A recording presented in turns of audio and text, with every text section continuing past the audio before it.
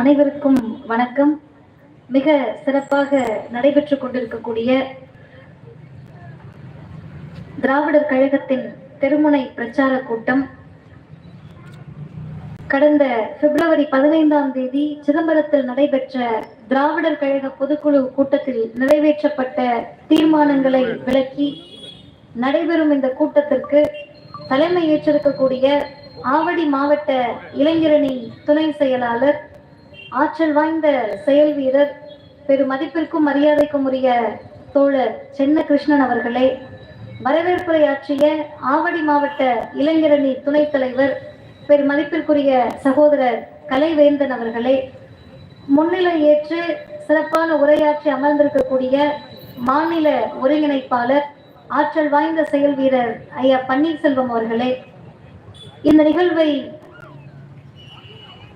மிக சிறப்பாக நடைபெறுவதற்கு அனைத்து வகையான வேலைகளையும் செய்திருக்கக்கூடிய ஆவடி மாவட்ட இளைஞரணி தலைவர் பெரு மதிப்பிற்குரிய சகோதரர் சோபன் பாபு அவர்களே, ஆவடி மாவட்ட கழக இளைஞரணி செயலாளர் சகோதரர் வெங்கடேசன் அவர்களே, ஆவடி மாவட்ட கழகத்தின் தலைவர், ஆற்றல் வாய்ந்த செயல் வீரர் பெரு மதிப்பிற்குரிய சகோதரர் கார்வேந்தன் அவர்களே, மாவட்ட செயலாளர் பெரு மதிப்பிற்குரிய ஐயா இளவரசு அவர்களே, நகர தலைவர் ஐயா முருகன் அவர்களே, மாவட்ட காப்பாளர் ஐயா தென்னரசு அவர்களே, ஆவடி நகர கழக செயலாளர் அன்பிற்குரிய அண்ணன் தமிழ்மணி அவர்களே, இந்த நிகழ்வில் கலந்து கொண்டு பெருமை சேர்க்கக்கூடிய ஆவடி மாவட்ட கழகத்தின் துணைத் தலைவர் ஐயா ரகுபதி அவர்களே, மாவட்ட கழகத்தின் துணைத் தலைவர் அண்ணன் கலையரசன் அவர்களே, கழக துணை செயலாளர் ஐயா தமிழ்ச்செல்வன் அவர்களே, ஆவடி மாவட்ட கழக மகளிரணி தலைவர் மரியாதைக்குரிய சகோதரி பூவை செல்வி அவர்களே, பகுத்தறிவாளர் கழக தலைவர் ஐயா ஜானகிராமன் அவர்களே, பகுத்தறிவாளர் கழக செயலாளர் சகோதரர் கார்த்திகேயன் அவர்களே, பகுத்தறிவாளர் கழக துணைத் தலைவர் ஜெயராமன் அவர்களே, ஆவடி நகர கழக துணைத் தலைவர் ஐயா வஜ்ரவேல் அவர்களே, பட்டாபிராம் பகுதி கழக தலைவர் ஐயா வேல்முருகன் அவர்களே, அம்பத்தூர் பகுதி கழக தலைவர் ஐயா ராமலிங்கம் அவர்களே, மாணவர் அணியின் மாநில துணை செயலாளர் மரியாதைக்குரிய சகோதரி தொண்டரம் அவர்களே, மதுரவாயல் பகுதி கழக செயலாளர் தலைவர் ஐயா வேல்சாமி அவர்களே, மதுரவாயல் பகுதி கழக செயலாளர் தங்க சரவணன் அவர்களே, திருமுல்லைவாயில் பகுதி கழக தலைவர் ஐயா இரணியன் அவர்களே, பகுதி கழக செயலாளர் ஐயா ரவீந்திரன் அவர்களே, திருநன்றவூர் பகுதி கழக செயலாளர் ஐயா அம்மா கீதா ராமதுரை அவர்களே, திருநன்றவூர் பகுதி கழக இளைஞரணி அமைப்பாளர் சகோதரர் சிலம்பரசன் அவர்களே, பூந்தமல்லி நகர கழக தலைவர் ஐயா பெரியார் மாணாக்கன் அவர்களே, பூந்தமல்லி நகர கழக செயலாளர் அண்ணன் மணிமாறன் அவர்களே, திருவேற்காடு நகர இளைஞரணி பொறுப்பாளர் சகோதரர் பசுபதி அவர்களே, சகோதரர் பாலகிருஷ்ணன் அவர்களே, மேனாள் மாவட்ட செயலாளர் ஐயா சிவகுமார் அவர்களே, மாவட்ட மகளிரணி பொறுப்பாளர் சகோதரி ஜெயந்தி அவர்களே, மாணவர் கழக பொறுப்பாளர்கள் சகோதரிகள் அறிவுமதி அவர்களே, அன்புமதி அவர்களே, அம்பத்தூர் பகுதி திராவிடர் கழக பொறுப்பாளர் முத்துகிருஷ்ணன் அவர்களே, இந்த நிகழ்வில் பங்கேற்று பெருமை சேர்க்கக்கூடிய இந்த கூட்டத்திற்கு முன்னால் இசை நிகழ்ச்சிகளை நடத்திய பாடகர் அறிவு மாணன் அவர்களே, அறிவு வழி காணொலி இயக்கத்தின் பொறுப்பாளர் ஐயா தாமோதரன் அவர்களே, பெரியார் அண்ணா கலைஞர் பகுத்தறிவு பாசறையின் பொறுப்பாளர் ஐயா கோபால் அவர்களே, வடசென்னை மாவட்ட கழக தலைவர் பெரு மதிப்பிற்குரிய சகோதரர் தளபதி பாண்டியன் அவர்களே, சுயமரியாதை திருமண நிலையத்திலிருந்து வருகை தந்திருக்கக்கூடிய ஐயா இசையன்பன் அவர்களே, அருமை சகோதரி பசுமன் செந்தில்குமாரி அவர்களே, மற்றும் இந்த நிகழ்வில் நன்றி உரையாற்றிருக்கக்கூடிய திருவேற்காடு நகர திராவிடர் கழக பொறுப்பாளர் சகோதரர் சின்னதுரை அவர்களே, இந்த நிகழ்வு மட்டுமல்ல, இளைஞரணி சார்பில் தொடர்ந்து ஒரு தாய் கழகத்தினுடைய துணை அமைப்பாக இருக்கக்கூடிய இளைஞரணி இளைஞர்களை மட்டுமே முன்னிறுத்தி அவர்களே தலைமையேற்று அவர்களே எல்லா வகையான ஏற்பாடுகளையும் செய்து இத்தனை கூட்டங்களை தொடர்ந்து நடத்த முடியும் என்பதை செய்து காட்டிருக்கக்கூடிய மாநில இளைஞரணியின் துணை செயலாளர் பெரு மதிப்பிற்கும் மரியாதைக்கும் உரிய வழக்கறிஞர் அண்ணன் சுரேஷ் அவர்கள் உள்ளிட்ட திராவிடர் கழக தோழர்களே, திருவேற்காடு பகுதி வாழ் பொதுமக்களே, ஆங்காங்கே நிற்கக்கூடிய ஆற்றல் வாய்ந்த தமிழின பெருமக்களே, கடமையாற்றக்கூடிய காவல்துறை அதிகாரிகளே, உங்கள் அனைவருக்கும் நான் சார்ந்திருக்கக்கூடிய திராவிடர் கழகத்தின் சார்பிலே அன்பு வணக்கம். அருமை தோழர்களே, இந்த நிகழ்வினுடைய சிறப்பை பற்றி நம்ம அவசியம் சொல்லியே ஆகணும். திராவிடர் கழகத்தினுடைய எல்லா நிகழ்வுகளுமே சிறப்பான நிகழ்வுகள் தான். ஆனால் நான் மேடைக்கு வந்து அமர்ந்தவுடன் இதை நான் சொல்லலாமான்னு தெரியல. ஆனா ஐயா இது வருத்தப்பட மாட்டாரு, தப்பா எடுத்துக்க மாட்டாரு. மேடையில வந்து உட்கார்ந்த உடனே ஒரே கவனிப்பா இருக்கு. டீ குடிக்கிறீங்களா, காபி குடிக்கிறீங்களான்னு கேட்டுக்கிட்டே இருந்தாரு. சரி, யாருன்னு தெரியலையே, ஒருவேளை திமுக கார தோழர் போல, இல்ல நம்ம ஆதரவாளர் போல, துணை அமைப்புகள் எதுலயாவது இருக்காரு போலன்னு பார்த்தா ஐயாவோட கையை அதுக்கு பிறகு பார்த்தேன், நல்ல சிவப்பு கயிறு. அப்படி இல்லை, அப்ப திகாகார் இல்ல. சரி, திமுக இல்ல நம்முடைய விசிகா தோழர்கள், கம்யூனிஸ்ட் தோழர் யாராவது இருப்பாருன்னு பார்த்தா அவர் வந்து கிட்ட வந்து கேட்டோன்னா நான் தமிழ்மணி நாட்ட சொல்லி, அண்ணா என்ன அமைப்பு என்னன்னு கேளுங்கண்ணே. அவர் ஏதோ சொன்னாரு, எனக்கு கேட்கல. கடைசியில மூக்கான் மட்டும் கேட்குது. அது திமுகவா அதிமுகவா மதிமுகவான்னு கேட்கல. அவர் போய் உட்கார்ந்துட்டாரு. உட்கார்ந்தோன்னா அண்ணா கேளுங்க, நான் பாட்டு தவறா சொல்லிட்டு போறேன், திமுக வட்ட செயலாளர்னு சொல்லிட்டு போறேன்னு பார்த்தா அவர் அதிமுகவினுடைய இந்த பகுதியில் இருக்கக்கூடிய வட்ட செயலாளர் தான். நான் நிறைய கேட்பேன் உங்க பேச்ச, உங்களுக்காக வந்து உட்கார்ந்துருந்தேன்னு சொன்னாரு.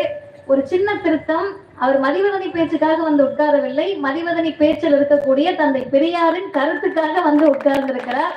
இப்ப பெரியார் என்ற ஒரு தலைவர் திகாவுக்கு மட்டுமானா இல்ல, திமுகவுக்கு மட்டுமானா இல்ல, பெரியார் என்ற தலைவர் மானுடத்தை நேசிக்கக்கூடிய அனைவருக்குமானவர் என்பதை தான் இது போன்ற நிகழ்வுகள் நமக்கு காட்டுகிறது.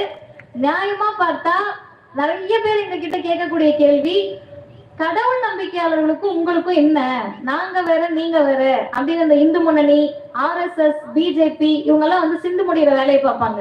ஆனால் தமிழ்நாடு எவ்வளவு தெளிவாக இருக்கிறது என்று சொன்னால், தந்தை பெரியார் என்ற மனிதர் கடவுளை மற, கடவுளை வெறுத்துரு, கடவுள் இல்லைன்னு சொல்லு அப்படின்னு மட்டும் சொல்லி இருந்தா பெரியாரை இவ்வளவு தூரம் யாரும் கொண்டாடி இருக்க மாட்டார்கள்.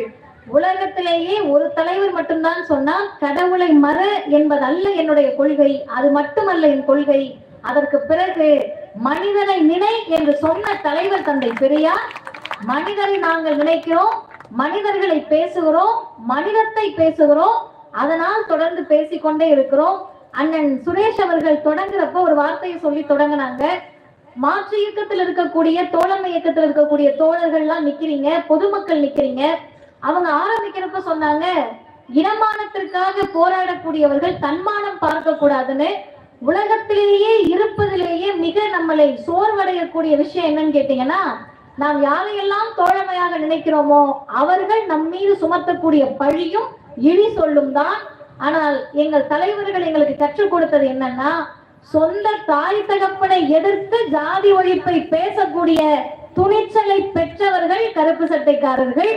சொந்த சகோதரர்களை எதிர்த்து ஜாதி ஒழிப்பை பேசக்கூடியவர்கள் கருப்பு சட்டைக்காரர்கள்.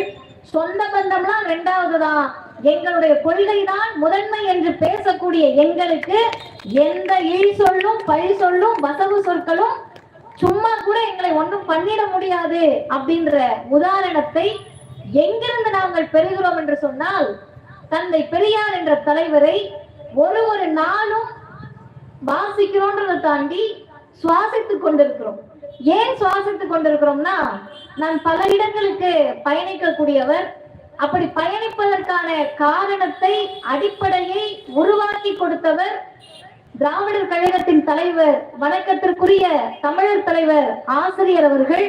நான் பந்தயம் கட்டி கூட சொல்றேன், உலகத்தில் வேண்டாம், இந்தியாவில் எடுத்துக்கங்க, இந்திய அளவுக்கு போக வேண்டாம், தமிழ்நாடு எடுத்துக்கங்க. ஏன்னா இந்திய அளவுலனா கூட நீங்க டேட்டா எடுக்கிறது கஷ்டம், தேடுறது கஷ்டம். தமிழ்நாட்டை எடுத்துக்கோங்க. தமிழ்நாட்டில் எத்தனையோ இயக்கங்கள் இருக்கிறது, எத்தனையோ இந்துத்துவாவை பேசக்கூடிய கட்சிகள் இருக்கிறது, எத்தனையோ இடங்களில் மிகப்பெரிய அளவில் அரசியல் பேசக்கூடிய கட்சிகளில் இளைஞர்கள் இருக்கிறார்கள். இப்படி எந்த இயக்கமாக இருந்தாலும் சரி, இந்த இளைஞர்களாக இருந்தாலும் சரி, அவர்களிடத்தில் உங்களுக்கு என்ன தேவை என்ற கேள்வியை கேட்கின்ற போது, அரசியல் இருப்பவர்களுக்கு கடைசிக்கு கவுன்சிலர் சீட்டாவது கிடைக்குமா என்ற எண்ணம் இருக்கலாம். அல்லது இன்றைக்கு இந்துத்துவாவுக்கு விலை போனவர்களிடத்தில், நாம் தமிழர் போன்றவர்களிடத்தில் இதெல்லாம் பேசினாதான் அன்னைக்கு கொஞ்சமாவது ஃபார்ம் ஆக முடியும் அப்படின்ற அஜெண்டா இருக்கலாம். ஆனால் நாங்கள் மார்கட்டி சொல்லுவோம், இங்க நிற்கக்கூடிய இளைஞர்கள், உட்கார்ந்து இருக்கக்கூடிய எங்களுடைய சகோதரிகள், பேசிக் கொண்டிருக்கக்கூடிய மதிவதனி, மேடையில் இருக்கக்கூடிய அண்ணன் தமிழ்மணி, அண்ணன் சோபன் பாபு போன்றவர்கள் அடுத்த நொடி எங்கள் தலைவர் எதை சொன்னாலும் நாங்கள் செய்வோம் என்ற இளைஞர் பாசறையை இன்றைக்கு எங்கள் தலைவர் ஆசிரியர் உருவாக்கி வைத்திருக்கிறார் என்று சொன்னால், இத்தனை செய்த பிறகும் எத்தனை வசவு சொற்கள் சொன்னாலும் இரும்பை போல நிற்கக்கூடிய அந்த துணிவை நாங்கள் பெற்றிருப்பது எங்கள் தலைவர் ஆசிரியரிடத்தில்தான். 69% இடஒதுக்கீடை அந்த தலைவர் பெற்று தருகிற போது பெற்றுத் தருவதற்காக பார்ப்பனரோடு நீங்கள் கூட்டணி வைப்பீர்களா, பார்ப்பன ஜெயலலிதாவுக்கு நீங்கள் ஆதரவா என்று கேட்டார்கள். ஆனால் வரலாற்றிலேயே இந்த தெருவுக்குள்ள நீ வரக்கூடாது நம்மை சொன்னது பார்ப்பனியம், நீ எல்லாம் நல்ல பேர் வைக்க கூடாதுன்னு நம்மள சொன்னது பார்ப்பனர்கள், நீ எல்லாம் சொத்து அனுபவிப்பதற்கு பெண்களுக்கு உரிமை இல்லைன்னு சொன்னது பார்ப்பனியம், நீங்க எல்லாம் செருப்பு போடக்கூடாதுன்னு சொன்னது ஆரியம், நீங்கெல்லாம் மனு தர்மத்தின் பேச்சை தான் கேட்கணும்னு சொன்னது பார்ப்பனியம், ஜாதிகளாக நம்மை பிரித்தது பார்ப்பனர்கள் ஆரியம், நீ எல்லாம் படிக்க கூடாதுன்னு சொன்னது பார்ப்பனியம், நீ எல்லாம் படிச்சன்னா உன்னை என்னனாலும் செய்யலாம்னு சொன்னது பார்ப்பனியம். இத்தனை சொல்லி எந்த பார்ப்பனர்கள் எந்த ஆரியம் திராவிடர்களை தமிழர்களை படிக்க விடாமல் செய்ததோ, நம்மை ஏத்து பிழைத்ததோ, நம்மை ஏமாற்றியதோ, அந்த பார்ப்பன சமூகத்தினுடைய முதல்வராக இருந்தவர் அம்மையார் ஜெயலலிதா. அந்த பார்ப்பன சமூகத்தை சார்ந்த பிரதமராக இருந்தவர் நரசிம்மராவ். அந்த பார்ப்பன சமூகத்தை சார்ந்த குடியரசுத் தலைவர் சங்கர் தயாள் சர்மா. ஆண்டாண்டு காலமாக நம்மை ஏமாற்றி படிக்க விடாமல் தடுத்த பார்ப்பனிய சமூகத்தை, ஆரியத்தை, 3 பார்ப்பனர்கள், ஒரு பார்ப்பனர் அல்லாத வீரமணி 69% இடஒதுக்கீடை பெற்று தந்தார் என்பதுதான் வரலாறு. அப்ப எந்த இயக்கத்துக்கும் இல்லாதது எங்களுக்கு என்ன அப்படின்னு நான் சொல்ல வந்தேன்னா, தனி மனித லாபங்களை எதிர்பார்க்காமல், தனி மனித ஏற்ற பேச்சுகளை கண்டுகொள்ளாமல், எந்த இழி சொற்கள் வந்தாலும் தலைமை என்ன சொல்லுகிறதோ அதை மட்டும்தான் செய்வோம் என்று சொல்லக்கூடிய இளைஞர்களை ஆளாளுக்கு ஒண்ணு பேசி, ஆளாளுக்கு எதையாவது பேசி, அது எதுவும் கிடையாது, எல்லுன்னு சொன்னா என்னையா நிற்பவர்கள் எனக்கு தேவையில்லை, எல்லுன்னு சொன்னா எல்லாக நிற்கக்கூடிய கட்டுப்பாடு மிகுந்தவர்கள் தான் எனக்கு தேவை என்று ராணுவ கட்டுப்பாடோடு இந்த இயக்கம் நூற்றாண்டை கடந்து நிற்கிறது. சாதாரணமாக நிற்கிறதா அப்படின்னு கேட்டா இல்ல. நான் இன்னும் ஒரு படி மேல போய் சொல்றேன். இந்தியாவில் இத்தனை மாநிலங்கள் இருக்கிறது. அருமை சகோதரர்களே, தீகாவை பிடிக்காதவங்க நிக்கலாம், பெரியாரை பிடிக்காதவங்க நிக்கலாம், ஏதோ ஒரு புள்ள பேசி கேட்போம் அப்படின்னு நிக்கிறவங்க இருக்கலாம். கொஞ்சம் நீங்க சீர்தூக்கி பாருங்க. இந்தியாவில் இத்தனை மாநிலங்கள் இருக்கிறது. எல்லா மாநிலத்திலும் ஏதாவது ஒரு சீர்திருத்த தலைவராவது பிறந்து அந்த மக்களுக்காக பேசி மறைந்திருப்பார்கள்.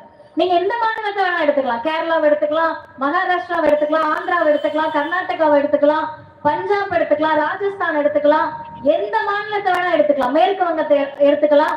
அங்கு ஏதாவது ஒரு தலைவர்கள் புரட்சியை பேசி, பகுத்தறிவை பேசி, சீர்திருத்தத்தை பேசி, பெண்ணுரிமைக்காக பேசி இறந்திருப்பார்கள். ஆனால் எந்த மாநிலத்திலும் தங்கள் மாநிலத்துக்காக போராடிய இந்த தலைவர் பெயரில் ஆட்சி நடக்கிறது என்று சொன்னதே கிடையாது. ஆனால் இந்தியாவிலேயே தமிழ்நாட்டில் மட்டும்தான் மறைந்த 50 வருடம் ஆன ஒரு தலைவர், பெரும்பான்மை சமூகம் நம்பக்கூடிய ஜாதியை எதிர்த்த தலைவர், பெரும்பான்மை சமூகம் நம்பக்கூடிய மதத்தை எதிர்த்த தலைவர், பெரும்பான்மை சமூகம் நம்பக்கூடிய கடவுளை மறுத்த தலைவர், பெரும்பான்மை சமூகம் விரும்பக்கூடிய ஆணாதிக்கத்தை ஒழிக்க போராடிய தலைவர். அந்த தலைவர் பெயரை சொல்லி எங்கள் பாதையை தீர்மானிப்பது பெரியார் திடலும் தந்தை பெரியாரும் ஆசிரியரும் என்று சொல்லக்கூடிய ஆட்சி அமைந்திருப்பது தமிழ்நாட்டில் மட்டும்தான். அந்த ஆட்சியை தரக்கூடிய முதல்வருக்கு பெயர்தான் முத்துவேல் கருணாநிதி ஸ்டாலின் என்பதை தமிழ்நாடு பெற்றிருக்கிறது. இப்ப எப்படிங்க ஜாதி இல்லைன்னவரு, மதம் இல்லைன்னவரு, கடவுள் இல்லைன்னவரு, இவரை போயிட்டு இவர் பேர்ல ஆட்சி நடத்துறோம்னு சொன்னா என்ன ஆட்சி நடத்துறீங்க அப்படின்ற கேள்வி நமக்கு வரணும்ல. என்ன ஆட்சி நடத்துறாங்கன்னு சொன்னா, பெரியார் சொன்ன ஜாதி ஒழிப்பு, ஜாதி மறுப்பு எதற்காக என்று புரிந்த ஆட்சி. நான் இந்த இடத்திற்கு வந்த உடனே பொதுவாக இடத்தை சுத்தி பார்ப்போம். இந்த பக்கம் சுத்தி பார்க்கறதுக்கு ஒண்ணும் இல்லைன்றமால இந்த பக்கமா பார்த்தீங்கன்னா இங்கு இந்த பிரைடல் ஸ்டுடியோ அப்படின்லாம் இருக்கு. இது என்னன்னு கேட்டீங்கன்னா, பொதுவாக பெண்களுடைய அந்த அழகு நிலையங்கள், பார்லர், ஹேர் கட் பண்ணுவோம். ஆண்களுக்கு இன்னைக்கு தனியா பார்லர் இருக்கு. ஆண்கள் பெண்கள் சேர்ந்து யூனிசெக்ஸ் சலூன்லாம் வந்துருச்சு. இப்ப எதுக்குமா இதை சொல்றேன்னா, 2 நாட்களுக்கு முன்பு நான் ராமநாதபுரம் புத்தக திருவிழாவுக்கு போயிருந்தேன். அந்த புத்தக திருவிழாவில் பேசுகிற போது தலைப்பு நான் தான் கொடுத்திருந்தேன். அந்த தலைப்பை ஒட்டி பேசுகிற போது அதற்கு முதல் நாள் ஒரு புத்தகத்தை நான் படித்தேன், ஒரு கவிதை புத்தகம். அந்த கவிதை புத்தகம் பொதுவாக பெண்கள் அப்படின்னாலே கவிஞர்கள் என்ன பண்ணுவாங்கன்னா இடையை பற்றி எழுதுவார்கள். இன்னைக்கு வரைக்கும் நீங்க விருது வாங்கின கவிஞர்களை லிஸ்ட் எடுத்தீங்கன்னா 2 விஷயத்தை பாடியிருப்பாங்க. ஒண்ணு இடையை பற்றி பாடியிருப்பாங்க, இல்லைன்னா இயற்கையை பற்றி பாடியிருப்பாங்க. இடையையும் இயற்கையும் மட்டுமே பாடிக்கொண்டிருந்த கவிஞர்களுக்கு மத்தியில் நாம் சுமக்கக்கூடிய இழிவுகளை பாடக்கூடிய கவிஞர்கள் தான் உண்மையாகவே சமூகத்தில் போற்றி கொண்டாடப்பட வேண்டியவர்கள். அப்படி ஒரு கவிஞர் அவர் யாருன்னு கேட்டீங்கன்னா, நாகர்கோவில் பக்கத்துல இருக்கக்கூடிய ஒரு கவிஞர். கவிஞர்னு சொல்றீங்களே, 10 புக்கு எழுதியிருக்காரா, 15 புக்கு எழுதியிருக்காங்களா, 1000 கவிதைலாம் இல்ல. அவர் எழுதின முதல் கவிதை நூல் நான் சொல்ல போற நூல் தான். அவர் இதுதான் கடைசி நூலான நமக்கு தெரியாது, இனிமேல் கவிதை எழுதுவனான எனக்கு தெரியாதுன்னு அவரே சொல்றாரு. அந்த கவிதையினுடைய அந்த தொகுப்பு, அந்த புத்தகத்தினுடைய பெயர் ஒரு சவரக்காரனின் கவிதை மயிர்கள். அதுதான் புத்தகத்தோட பேரு. புத்தகத்தை எழுதிய கவிஞருடைய பெயர் கலைவாணன். அவர் யார் அந்த அண்ணன் அப்படின்னு கேட்டீங்கன்னா, எனக்கு எப்படி ரொம்ப மூத்தவரா இருப்பார். ஏன்னா அவருக்கெல்லாம் பிள்ளைங்க இருக்கு, கல்லூரி எல்லாம் படிச்சுட்டு இருந்தாங்க. EMS கலைவாணன் அவர்கள். அவங்க ஒரு முடித்திருத்தம் செய்யக்கூடிய சமூகத்தை சார்ந்தவராக அவர் இருக்கார். இப்ப அவருடைய எப்படி கவிஞர் ஆனீங்க அப்படின்னு கேட்டா, ரொம்ப இயல்பா சொல்றாரு, எதை பார்த்தனோ அதை எழுதியிருக்கேன், நான் பெரிய கவிஞர்லாம் கிடையாதுன்னு. அத டிராவிடியன் ஸ்டாக் அப்படின்ற அந்த பதிப்பகத்துல அந்த புத்தகத்தை பதிப்பிச்சு வந்திருக்கு வெளியே. இதை நான் அந்த புத்தக திருவிழால பேசுறப்ப ஒரு நடுக்கம் இருக்கணும். உண்மையாகவே நீங்க தீகா கூட்டத்துல ஜாதி ஒழிப்பை பேசிடலாம், ஏன்னா இந்த இயக்கம் அதற்காக தான். ஒரு அம்பேத்கரியம் பேசக்கூடிய மேடையில போய் நீங்க ஜாதி ஒழிப்பு தைரியமா பேசலாம், ஏன்னா அம்பேத்கர் சொல்லுவது ஜாதி ஒழிப்பு தான். நீங்கள் மார்க்சிய மேடையில் போய் பேசலாம், பொதுவான மேடைகளில் போயிட்டு ஒரு அரசியல் கட்சி கூட்டங்களில் கூட நீங்கள் ஜாதி ஒழிப்பை தமிழ்நாட்டில் பேசிவிட முடியும். ஆனால் ஒரு ஜனரஞ்சகமான மக்களை கொண்டிருக்கக்கூடிய, இன்னும் சொல்ல போனால் அடி ஓரத்தில் மனதின் அடி ஆழத்தில் ஏதோ ஒரு வகையில் ஜாதிய சிந்தனை ஊறி போன மனிதர்களிடத்தில் நான் போய் பேசுகிற போது சற்றும் எனக்கு தயக்கமோ பயமோ, ஐயோ இத பேசணும்னா என்ன ஆகுன்ற அச்சம் துளி கூட கிடையாது. அதை நான் அங்கே சொன்னேன். காரணம் என்ன தெரியுமா? பெரியார் என்ன கிழிச்சிட்டாருன்னு கேக்குறீங்கல்ல. இந்த சமூகத்தில் யாரெல்லாம் தங்களை ஆதிக்கவாதிகள், நாங்க தான் அப்படியே பிரம்மன் பக்கத்துல பிறந்தவங்க, சைடுல பிறந்தவங்க, அப்படியே சட்டிக்குள்ள இருந்து வெளியே வந்தவங்க என்று சொன்ன சமூகங்களில் இருந்து எந்த சமூகம் தன்னை ஆதிக்கம் என்று நினைத்ததோ அந்த சமூகத்திலிருந்து ஆளை பிடிச்சு ஜாதி ஒழிப்பை பேசிய ஒரே தலைவர் இந்திய வரலாற்றில் தந்தை பெரியார் மட்டும்தான். நாங்கெல்லாம் அவங்க, நீங்க நினைச்சு பாருங்களேன், யாராக வேணா இருக்கட்டும், மனிதர்கள் பெருமையை விரும்பக்கூடியவர்கள். அது ஓசியில வர பெருமைனா ரொம்ப விரும்பக்கூடியவங்க. ஜாதி ஓசியில வந்த பெருமை தானே. படிச்சு வாங்குற பட்டமா இந்த 3 வருஷம் டிகிரி, 4 வருஷம் டிகிரி, 5 வருஷம் PhD ஆய்வு கிடையாது. அப்பா அம்மா யாரோ 2 பேரும் ஒரு விபத்து, இவங்களும் அவங்களும் சேருவாங்கன்றதெல்லாம் கிடையாது. ஏதோ ஒரு ஜாதியில பிறந்துட்டதுனால நம்ம அந்த ஜாதிக்காரங்க அப்படின்ற பெருமையோடு இருக்கக்கூடியவர்களுக்கு மத்தியில் இந்த தலைவர் செய்த சம்பவம் என்ன தெரியுமா? தீர்மான விளக்க பொதுக்கூட்டம். தீர்மானத்தை விளக்கி இப்ப என்ன பண்ண போறீங்க அப்படின்னா, 1929 எனக்கு முன்னால் பேசிய தோழர்கள் சொன்னார்களே, செங்கல்பட்டு முதல் சுயமரியாதை மாநாடு. அந்த சுயமரியாதை மாநாட்டில் என் ஜாதியை துறக்கிறேன் என்று எழுந்து நின்ற ஒரு தோழர் கூட தங்கள் இருமாப்பை இந்த சமூகத்தில் காட்டிக்கொள்ள வேண்டும் என்று நினைத்த சமூகத்தில் பிறந்தவர்கள். அதுல ஒருத்தர் எழுந்து சொல்றாரு, ராமச்சந்திரன் சேர்வையாகிய நான் இன்று முதல் ராமச்சந்திரன். சொன்னவர் யார்? ராமநாதபுரம், சிவகங்கை மாவட்டம். அந்த சிவகங்கை மாவட்டத்தில் ராமநாதபுரத்தில் பேசுகிறேன். எனவே ஜாதியை அழித்தொழிக்க வேண்டும் என்ற தலைவர்கள் பிறந்த மண்ணில் ஜாதி ஒழிப்பை பேசுவதற்கு எனக்கு அச்சமோ பயமோ கிடையாதுன்னு சொல்லிட்டு பேசினேன். இதுக்கும் அந்த கவிதைக்கு என்ன சம்பந்தம் கேட்டீங்கன்னா, தமிழ்நாடு எதை செய்திருக்கிறது? முடி வெட்டுறதுக்கு இந்த சமூகம் தான். இவங்க கத்தி எடுத்தாதான் அந்த முடியை வெட்ட முடியும். அவங்க முடி திருத்தம் பண்ணலன்னா நம்ம மூஞ்சி எவ்வளவு கேவலமா இருக்கும்னு நம்மளே யோசிச்சு பார்த்துக்கணும். அப்படி முடியை திருத்தி, நம்ம தாடியெல்லாம் திருத்தி நம்மை அழகுபடுத்தக்கூடியவர்கள் சமூகத்தில் அசிங்கமானவர்கள் ஒதுக்கி வச்சிட்டோம். ஒவ்வொரு மனிதனையும் அழகுபடுத்தக்கூடிய அவர்களை அவர்களை அழகாக பார்த்திருக்கணும், அவங்களை உச்சியில வச்சு பார்த்திருக்கணும். ஆனால் அழகுபடுத்தக்கூடியவர்களை அவமானத்திற்குரியவர்களாக தள்ளிவிட்டதை அவர் எழுதுகிறார். அருமை தோழர்களே, எனக்கு அப்படியே கவிதை வரிகள் நடையோட ஞாபகம் இல்லை. அந்த கவிதையினுடைய சாரத்தை சொல்லுகிறேன். தொட்டில நான் படுத்திருப்பேன். எங்க அப்பா முடித்திருத்தம் செய்யக்கூடியவர், அவர் அந்த சவரக்காரர் நாவிதர்னு எழுதுறாரு. எங்க அப்பா என்னை பாப்பாரு. தொட்டிலில் படுத்திருக்கக்கூடிய என்னை என் தந்தை சலூன் கடையிலிருந்து அப்படியே பார்ப்பார். எனக்கு முத்தம் கொடுப்பார், தாடியில் 2 மயிர் இருக்கும் அப்படின்னு முடிக்கிறாரு. எந்த ஆண்ட ஜாதிக்காரனின் அழுக்கு மயிரோ என்று அவர் அந்த கவிதையை நிறைவு செய்கிறார். நீ யாரா இருக்கலாம், அதை கழுவி சுத்தம் எடுத்து தூக்கி போடுறப்ப அது மயிர் தான் என்று அந்த கவிதையை முடிக்கிறார். அப்ப நீங்க யோசிச்சு பாருங்க, இன்றைக்கு இந்த பார்லர் வந்ததை ஒரு வகையில் அது அழகு சாதனம், அழகா அறிவான அறிவு தான். ஆனால் ஏன் இன்றைக்கும் நீங்க ஆண்களுக்கு இருக்கக்கூடிய இந்த போன்ற சலூன்களை எல்லாம் நம்ம ஆதரிக்கிறோம்னு சொன்னீங்கன்னா, இந்த ஜாதிக்காரவங்க தான் இதை செய்யணுன்றத உடைச்சு யாருக்கெல்லாம் முடிவெட்ட வருதோ அவங்க எல்லாம் பார்லர் வச்சுக்கலாம் என்ற நிலைக்கு வந்திருப்பதற்கு நம்ம அதை ஆதரிச்சுதான் ஆகணும். சரி, இதுக்கும் பெரியாருக்கு என்ன சம்பந்தம்?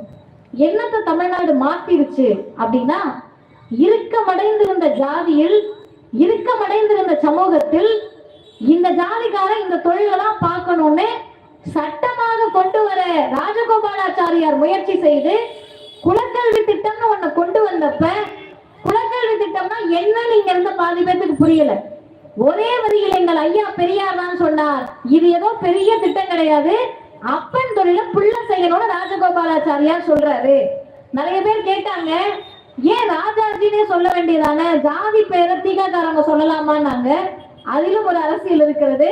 அருமை தோழர்களே, நின்று கேட்கக்கூடியவர்களே, சிறைச்சாலையில் இருந்த போது எம்.ஆர். ராதா சொன்னதாக புத்தகங்களில் அந்த குறிப்பு இருக்கு. என்னன்னு கேட்டா, அவர் ஜெயில உட்கார்ந்துகிட்டு ஒரு கைதி, அந்த கைதியை பார்த்து ஒரு டெய்லி வாங்கோ அப்படின்னா அவங்க பேரை சொல்லி ஐயர்வாள் ஐயர்வாள்னு கூப்பிட்டுருக்காரு. கூட இருந்தவர், ஏன்பா நீ அவ்வளவு ஜாதி ஒழிப்பு பேசுற, கருப்பு சட்டக்காரன்ற, பெரியாரெல்லாம் பிடிக்கும்ன்ற, ஜாதி பேரை சொல்லி கூப்பிடுறேன்னு. அதுக்கு அவர் சொல்லியிருக்காரு, ஐயர் மிகவும் நல்லவர், இவங்கெல்லாம் ஒண்ணுமே குற்றமே பண்ண மாட்டாங்கன்றாங்க, இவனுங்கதான் குற்றம் பண்றதுன்னு காட்டணும், அதனால அவங்களை கூப்பிடுறப்ப வாங்கோ ஐயர்வாள் நான் கூப்பிட்டுக்கிட்டு இருக்கேன்னு. அது மாதிரி இது ஏதோ ராஜாஜின்னு இங்க இருக்கக்கூடிய வேற சமூகத்தை சார்ந்த ஜி யாரோ செஞ்சுட்டாரு, இப்ப நம்ம ஜி இருக்காருல்ல, நான் பிற்படுத்தப்பட்டவர்களுக்காக, அப்படி ஜீன்னு நம்ம நினைச்சிடக்கூடாது.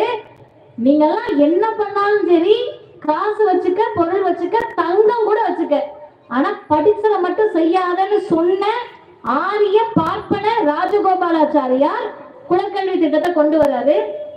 அரை நேரம் படிப்பு, அரை நேரம் அப்பன் தொழில்.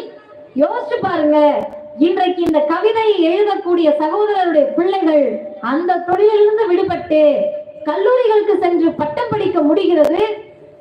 அப்பன் செய்த இழிதொழிலை பிள்ளை செய்யக்கூடாது என்று இந்த சமூகத்தில் இருந்த ஏதாவது ஒரு சங்கராச்சாரியார் பேசினாரா? அப்பன் செய்த தொழிலை பிள்ளை செய்யக்கூடாதுன்னு இந்த சமூகத்தில் இருந்த யாராவது சாமியார்கள் பேசுறாங்களா? அப்பன் செய்யக்கூடிய தொழிலை மீண்டும் இந்த பிள்ளை செய்து நீ மண்பாண்டம் செய்ய போ, செருப்பு தைக்க போ, மலமல்ல போ, முடி வெட்ட போ, துணி துவைக்க போ, விவசாயம் பண்ண போ, கூலி தொழில் பண்ண போ அப்படின்னு சொல்லுகிற போது அதை எதிர்த்த மதவாதிகளை நீங்கள் அடையாளம் காட்ட முடியுமா? எந்த மதமாக இருந்தாலும் சரி, மதவாதிகள் வரல, சாமியார்கள் வரல, சங்கராச்சாரியார்கள் வரல, படித்து பட்டம் பெற்றவர்கள் வரல, 5ஆம் கிளாஸ் கூட தாண்டாத எங்கள் ஐயா பெரியார் தான் வந்து நின்னாரு, குலக்கல்வி திட்டத்தை ஒழிப்பேன். பெரியார் செய்த எத்தனையோ போராட்டங்கள் இருக்கிறது, சாகின்ற நொடி வரை பெரியார் போராடி இருக்கிறார். ஆனால் எந்த போராட்டத்திலும் பயன்படுத்தாத வார்த்தையை, அந்த சொற்களை குலக்கல்வி திட்ட எதிர்ப்புல தான் பெரியார் பயன்படுத்தினார். 1952 குலக்கல்வி திட்டத்தை திணித்தவுடன் பெரியார் சொன்ன வார்த்தை, அருமை தமிழீழ தோழர்களை, நிற்கக்கூடிய இளைஞர்களை கேட்டுக் கொள்ளுங்கள், தந்தை பெரியார் சொன்னார், குலக்கல்வி திட்டத்தை ஒழிப்பது என்பது, நம் பிள்ளைகளின் கல்வியை பாதுகாப்பது என்பது என் ஜீவாதாரண உயிர்நிலை போராட்டம் என்று பெரியார் அறிவித்தார். அது அர்த்தம் என்ன? இதை விட எனக்கு பெருசா ஒண்ணும் இல்லையான்னு அர்த்தம். அந்த களத்தில் நான் செத்து போனாலும் பரவாயில்லன்னு அர்த்தம்.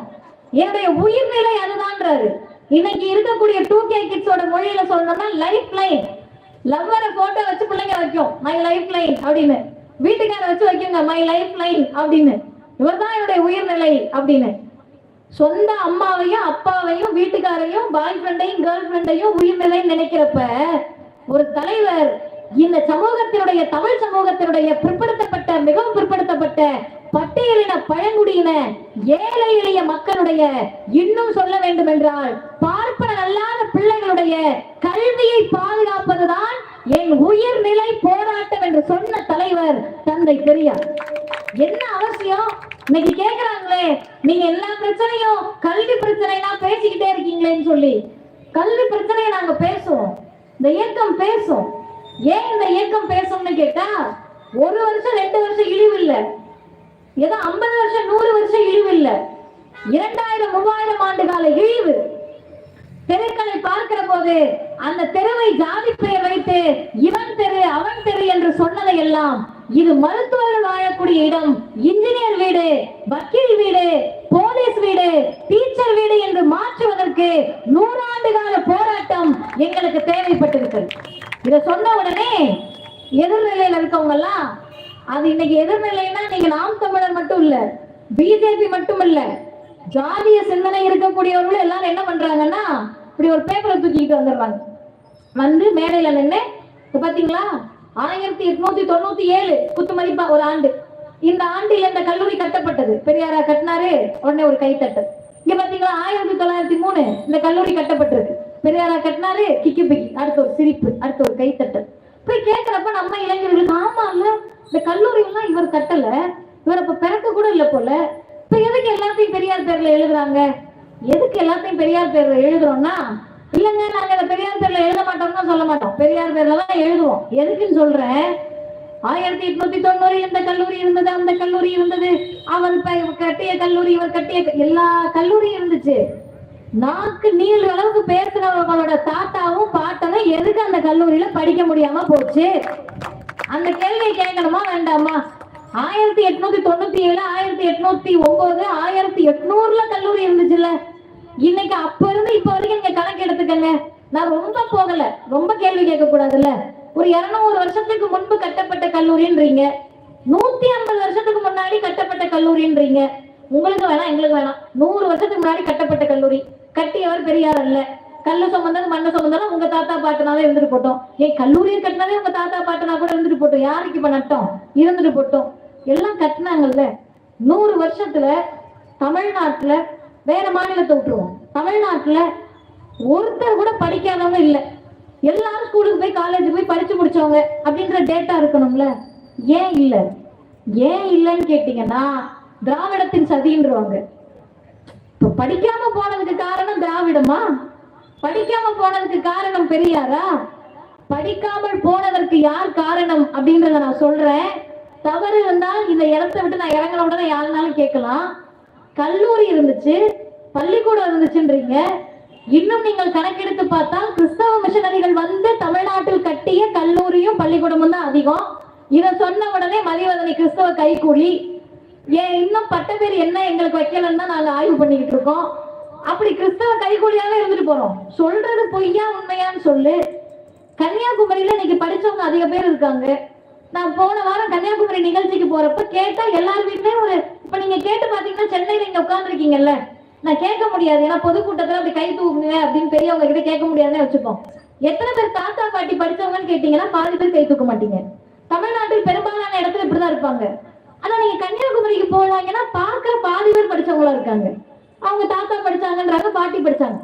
எங்க படிச்சீங்க, எப்படி படிச்சீங்கன்னு கேட்டா அதுல இருக்கக்கூடிய பாதி பேர் இல்ல, பிஜேபியினுடைய கலவரத்தை தூண்டுவதற்காக தயாரிக்கப்பட்டு அதில் வெற்றி கண்டு விட்ட கலைப்பில் இருந்த போது நீ எல்லாம் எனக்கு கீழதான சங்கராச்சாரியால் உட்கார வைக்கப்பட்ட பொன் ராதாகிருஷ்ணன் படிச்சதும் அந்த கிறிஸ்தவ மிஷனரியில தான்.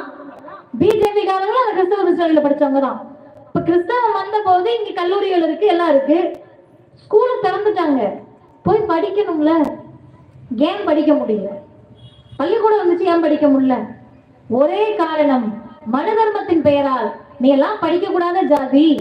இன்னொன்னு ஒண்ணு நுணுக்கமானது, நல்ல அறிவார்ந்த அரங்கம் இது, அதெல்லாம் நான் தாராளமா சொல்லலாம்.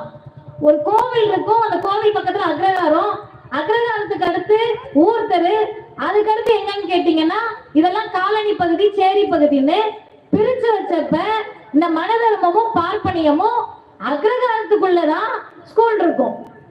அக்ரஹார வீதிக்குள்ள நம்ம ஆட்கள் போக முடியாது. நம்ம ஆட்கள்னா யாரு? பிசி, எம்பிசி, எஸ்சி, எஸ்டி யாரும் போக முடியாது.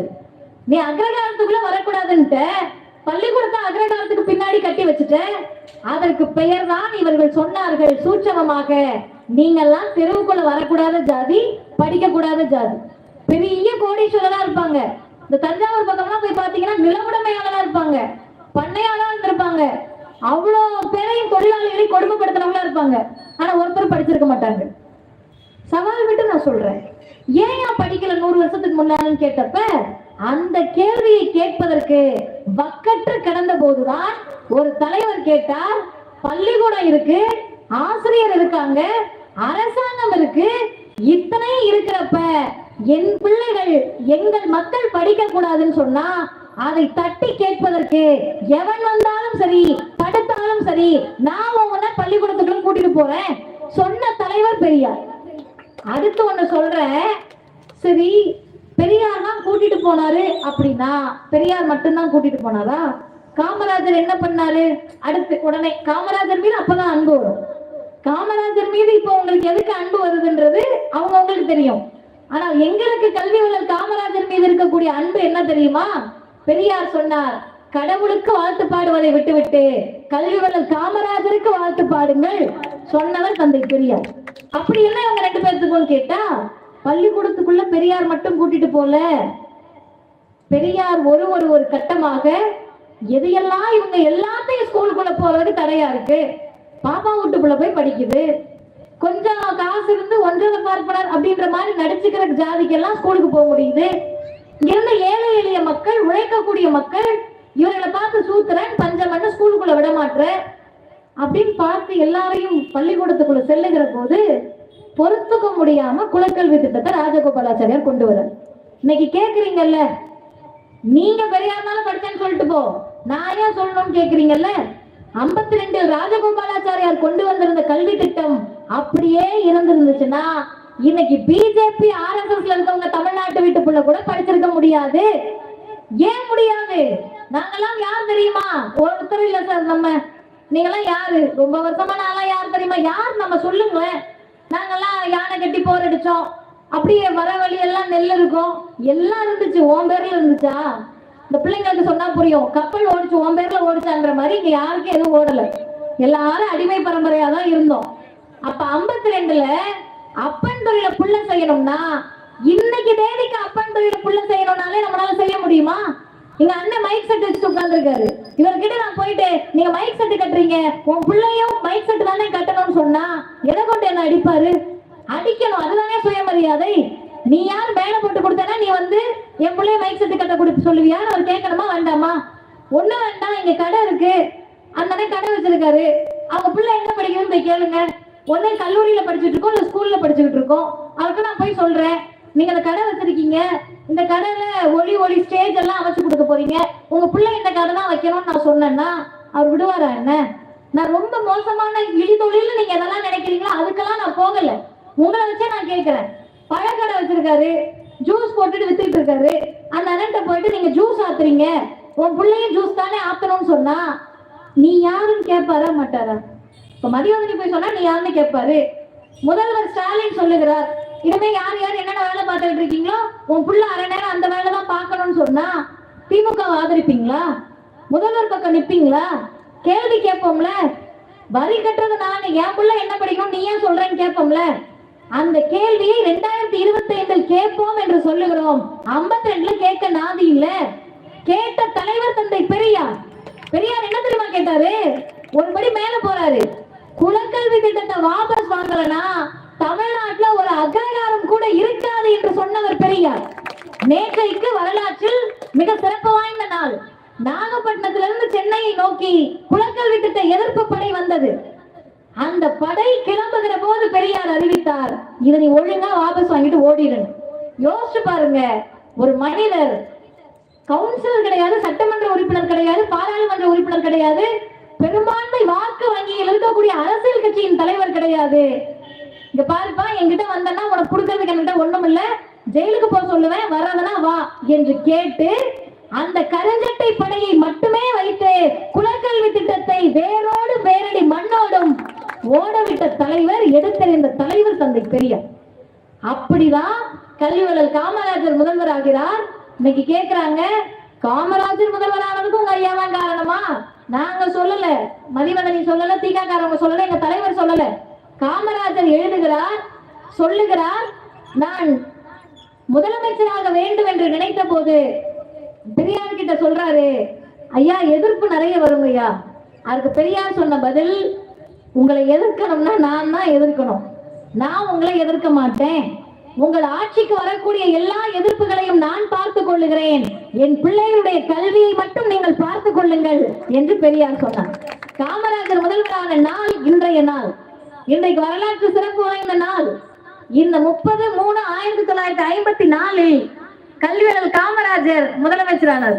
காமராஜர் பேரை வச்சு ஜாதி கட்சி நடத்துறவங்களுக்கு தெரியுமா இன்னைக்குதான் முதல்வரானார்னு? தெரியாது. காமராஜர் பேரை சொல்லி மேடைக்கு மேடை பேசிக் கொண்டிருக்கக்கூடிய மிகப்பெரிய அளவில் தம்பிமார்களுக்கு தெரியுமானா தெரியாது. ஆனா எங்களுக்கு ஏன் தெரியும் கேட்டா, காமராஜர் முதல்வராக வேண்டும் என்பதல்ல பெரியாரின் நோக்கம். எங்கள் பிள்ளைகளின் கல்வியை காப்பாற்றணும்னா காமராஜர் தான் முதல்வராக வேண்டும் என்பதுதான் பெரியாரின் நோக்கம். அந்த நோக்கத்தோடு முதலமைச்சராக காமராஜர் வந்து குலக்கல்வி திட்டத்தை ஒழித்தார். இது சாதாரணமா இருக்கு இன்னைக்கு இளைஞர்களுக்கு. சாதாரண செய்தியா இது? சாதாரண செய்தி இல்லைங்க. மதிவதனி பிஎஸ்சி எம்எல் அப்படின்னு பெருமையா போட்டுக்கிறோம்னா 52ல இருந்து அந்த குலக்கல்வி திட்டம் அப்படியே இருந்துருச்சுன்னா ஒரு பெருமையும் கிடையாது. இங்க உட்கார்ந்துருக்க எங்கள் பிள்ளைகள் பொறியாளர்களாக உட்கார்ந்துருக்காங்க. மிகப்பெரிய அளவில் வக்கீல் வழக்கறிஞர்களாக பிள்ளைங்க உட்கார்ந்துருக்கு. டிஎன்பிஎஸ்சி யூபிஎஸ்சி ப்ரிப்பேர் பண்ற பிள்ளைங்க எங்க பிள்ளைங்க உட்கார்ந்துருக்கு. இந்த பிள்ளைங்க கிட்ட நீங்க என்ன தெரியுமா கத்துக்கணும்? எதிர்நிலையில் இருக்கக்கூடிய இளைஞர்கள், மாற்று இயக்கத்தில் இருக்கக்கூடிய எதிர்கட்சிகள் இருக்கக்கூடிய இளைஞர்கள் எதை தெரியுமா கத்துக்கணும்? நாங்கெல்லாம் எங்க அப்பா அம்மா சம்பாதிச்சனாலதான் படிச்சோன்னு பல வருஷமா நம்பிக்கிட்டு இருக்க. உன் தாத்தா பாட்டி அப்பாவும் சம்பாதிச்சாங்கப்பா, உங்க அப்பா அம்மாவோட அப்பாவும் சம்பாதிச்சாங்கப்பா, அவங்க எல்லாம் படிக்க முடியல, நாங்க மட்டும் படிச்சிருக்கோம்னு சொன்னா அதற்கு காரணம் தமிழ்நாடு, தந்தை பெரியார், கல்வியாளர் காமராஜர், பேரறிஞர் அண்ணா, முத்தமிழறிஞர் கலைஞர் என்பதை உணர்ந்த பிள்ளைகளாக இவர்கள் அமர்ந்திருக்கிறார். நீங்க நினைக்கலாம், ஏமா இவ்வளவு நேரம் கல்வின்ற ஒரு தலைப்பை மட்டுமே வச்சு பேசணுமான்னு கேட்டா, இன்றைக்கு சூழ்ந்திருக்கக்கூடிய ஆபத்தை புரிந்து கொண்ட முதல் இயக்கம் திராவிடர் கழகம் தான். எல்லாரும் நிறைய எதற்கும் பேசிக்கிட்டு இருந்தாங்க, போராடிக்கிட்டு இருந்தாங்க. ஒரு தலைவர் மட்டும்தான் 2016 இப்ப கிடையாதுங்க, 2016 ஏறக்குறைய 9 வருடத்திற்கு முன்பு பெட்டி செய்தியா வருது இங்கிலீஷ் பேப்பர்ல. நம்ம தலைப்பு செய்தியே படிக்காத ஆளுங்க பாதி பேரு. இந்த பெட்டி செய்தியில என்ன செய்தி வருதுன்னு கேட்டீங்கன்னா, அடுத்த நாளே கண்டன அறிக்கை கொடுக்கிறார், அனைத்து கட்சி கூட்டத்தை கூட்டுகிறார், போராடுகிறார், தமிழ்நாடு முழுவதும் பயணம் செய்து பிரச்சாரம் செய்து எங்களை போன்ற இளைஞர்களை உடன் அழைத்து சென்று எதிர்த்து பேசுகிறார். எதுக்கு? திக கட்சி இயக்கத்தினால இருந்து ஒன்றிய அரசு வந்து பேன் பண்ண போது, தடை பண்ண போதுன்னா, திகால இருக்கிறவங்களுக்கு எல்லாம் இனிமே பெரிய பிரச்சனை வந்துருச்சு, வாக்கிய வரப்பு தகராறு, வீடு வாங்குறதுல தவறாரு, பொண்ணு கொடுக்கறதுல தவறாரு இருக்கா? எதுக்கு தெரியுமா அந்த தலைவர் போராடினாரு? இன்னைக்கு அவருக்கு வயசு 92, 9 வருஷத்துக்கு 10 வருஷம் கணக்கு வச்சுக்கோங்க, 82 83 வயசு. எதுக்கு போராடினாருன்னு கேட்டா, புதிய கல்வி கொள்கை என்ற நம் பிள்ளைகளுடைய கல்வியை நாசமாக்கக்கூடிய நவீன குலக்கல்வி திட்டத்தை எதிர்த்து இந்தியாவிலேயே முதல் குரல் எழுப்பிய இயக்கம் திராவிடர் கழகம். முதல் தலைவர் தமிழர் தலைவர் ஆசிரியர் அவர்.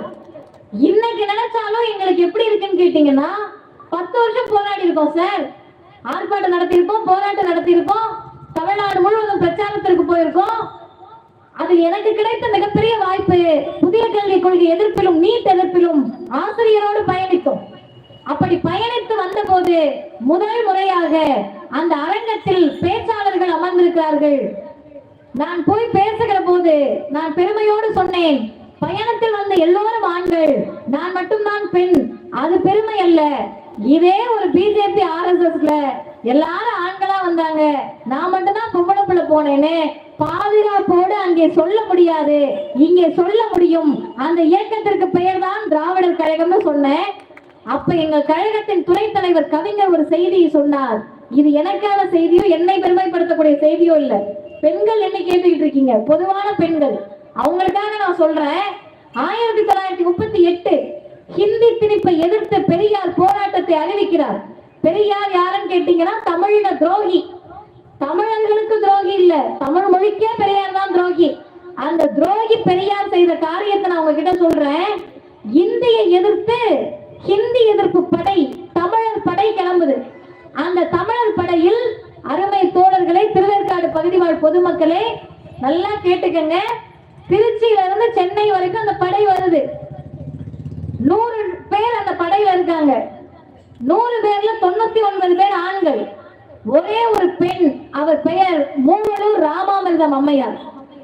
நீங்க சாதாரணமா நினைக்கலாம், ஏமா 99 பேர் ஆண்கள் ஒரு பொம்பளை பிள்ளை பேர். 2025 99 ஆண்களோடு தனியா மதிவதனி போனாலே ஏத்த வீட்டுல இருக்க சிசிடிவி கேமரா, பக்கத்து வீட்டு சிசிடிவி கேமரா எல்லாம் எப்படி பேசும் நமக்கு தெரியுமா? தெரியாதா? எங்க போறாங்கன்னு தெரியாதா? யார் கூட போறாங்கன்னு தெரியாதா? இந்த பொம்பளை பத்தி எனக்கு தெரியாதா அப்படின்னு எல்லாரும் மாறிடுவாங்க சிசிடிவி கேமராவா. ஆனா 1938 ஒரு அம்மா ஆண்கள் வந்தாலும் சரி வரலனாலும் சரி நான் வருவேன்னு சொல்லி மழை வெயில் எதையும் பொருட்படுத்தாம தெருவுல படுத்து தூங்கியிருக்காங்க. மாத்துறதுக்கு சேலை ஆண்கள் சட்டை எங்கேயாவது நின்று கழட்டி மாட்டிக்கலாம், இவங்களால அதுவும் முடியாது. ஈர சேலை, அந்த சேலையை புழிஞ்சு மாத்துறதுக்கு இடம் இருக்காது. அதே ஈர சேலையோட நடந்திருக்காங்க. எல்லா பக்கமும் நடந்து அந்த பெண்களும் அந்த பெண்ணும் அந்த ஆண்களும் எதுக்காக நின்னாங்க அப்படின்னா ஹிந்தியை எதிர்க்கணும் ஒழிக்கணும்ன்றது மட்டும் நோக்கம் அல்ல.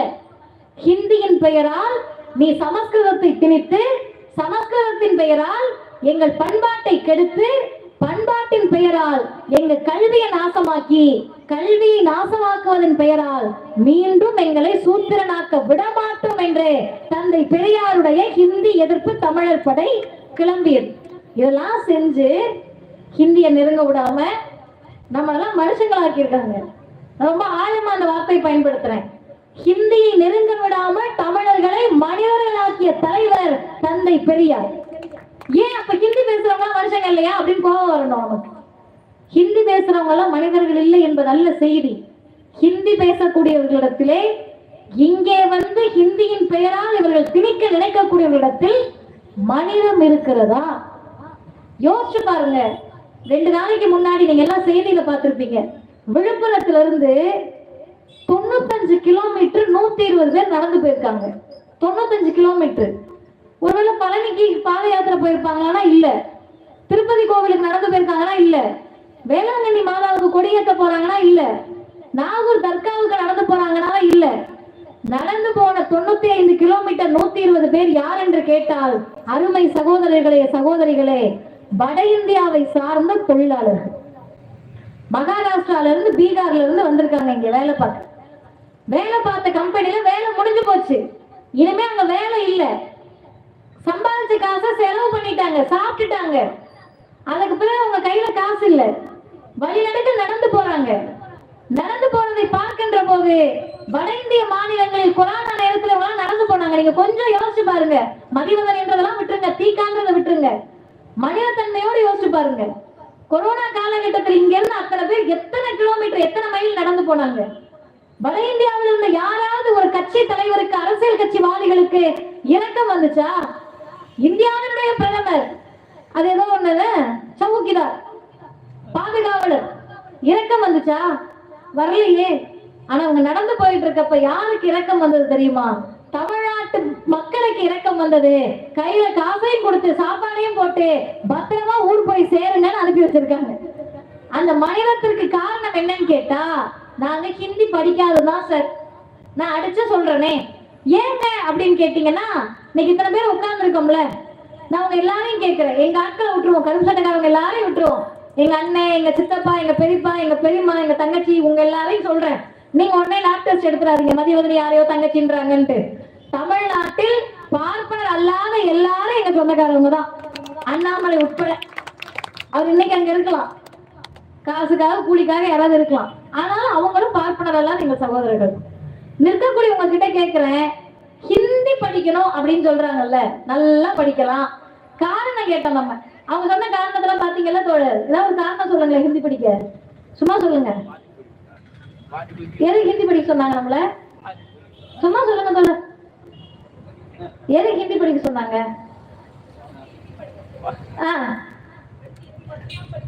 அவ்வளவுதான், கை தட்டுங்க அவங்க கிட்ட. இதுதான் சார் தமிழ்நாடு. அவங்க கிட்ட போயிட்டு நீங்க உடனே ஐயோ பதில் சொன்ன பொண்ணு யாரு என்ன ஒன்னும் இருக்காது. அவங்க அறிவா இருந்திருப்பாங்க, படிச்சிருக்காங்க, புத்தி இருக்கனால பதில் சொல்றாங்க, அவ்வளவுதான் விஷயம்.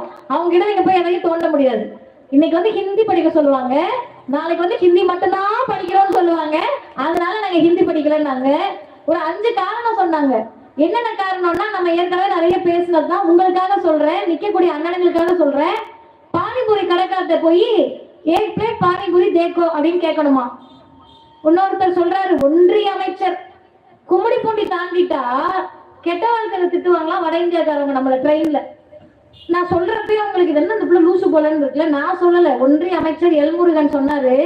திரும்ப திட்டதுக்கு ஹிந்தி தெரியணுமா கெட்ட வார்த்தையில. இன்னொரு அம்மா அலிஷான்னு சொல்லி பிஜேபி விளையாட்டு பிரிவு தலைவர், அவங்க ஒரு பொண்ணு. அதனால அவங்க பொண்ணு கேட்ட காரணம் சொல்றாங்க, வட இந்தியாவில போனா பெண்களை ரேப் பண்ண வருவாங்க, அப்ப கெட்ட வார்த்தையில திட்டி தடுக்கிறதுக்கு ஹிந்தி தெரியணுமா. அடுத்து ஒருத்தர், அதுதான் அந்த காரணம் தான் அல்டிமேட்டான காரணம். அப்பா அம்மா இறந்து விட்டால் அவர்களை நீங்கள் காசியில் போய் அஸ்தியை கரைப்பதற்கு ஹிந்தி தெரிய வேண்டாமா? அஸ்தியை கரைக்கிறதுக்கு ஹிந்தி தெரியணும். பானிபூரி வாங்கி திங்கணும், ஆட்டோ கார்டு அட்ரஸ் கேட்கணும், கெட்ட வார்த்தையில திட்டணும், ரேப் பண்ண வரப்ப திட்டணும், அப்புறமேட்டு என்ன அஸ்தியை கரைக்கணும், இது எல்லாத்துக்கும் ஹிந்தி படி அப்படின்றாங்க. தமிழ்நாட்டு மக்கள் அறிவார்ந்தவர்கள். ஒண்ணு வேணா நீங்க தெருவுல தர்பூசணி கடை வச்சிருக்க அண்ணன்கிட்ட போய் கேட்டா கூட அந்த அண்ணன் சொல்லுவாரு, ஏங்க ஹிந்தி படிக்கிறதுக்கு நான் எதுக்கு ஸ்கூலுக்கு போனோம்? 4 பேர் ஹிந்திக்காரங்க வந்து 8 பிளேட் தேக்கோன்னு கேட்டா நான் 8 பிளேட் தேக்கோன்னு சொல்லிட்டு போறேன், இதுக்கு என்னத்துக்கு நான் ஹிந்தி படிக்கணும்னு அந்த அண்ணன் கேட்பாரு. இதெல்லாம் விட்டுருங்க. இந்த சிரிப்பு நகைச்சுவையை தாண்டி கொஞ்சம் சீரியஸா இந்த விஷயத்தை அணுகுங்க. இந்த 5 விஷயத்துக்காக ஹிந்தி படின்னு பிஜேபி சொல்லுது. தமிழ்நாடு தமிழையும் ஆங்கிலத்தை எதுக்கு படிக்க சொல்லுதுன்னு கேட்டா, எந்த சூழலிலும் இத்தனை ஆண்டு காலமா தாத்தா படிக்கல, பாட்டி படிக்கல, அப்பா படிக்கல, அம்மா படிக்கல, நீயாவது படிச்சு உன் சமூகத்தின் இழிவை துடைத்து சர்வதேச நிறுவனங்களுக்கு வேலைக்கு போறதுக்கு இங்கிலீஷும் தமிழும் கத்துக்கமா. விஞ்ஞானி ஆகிறதுக்கு ஆங்கிலம் படி, மருத்துவர் ஆகிறதுக்கு ஆங்கிலம் படி, பொறியாளர் ஆகிறதுக்கு ஆங்கிலம் படி. இதெல்லாம் படிச்சுட்டு அறம் சார்ந்து வாழ்வதற்கு தமிழை படி என்று சொல்லக்கூடியது தமிழ்நாடு திராவிடர் இயக்கம்.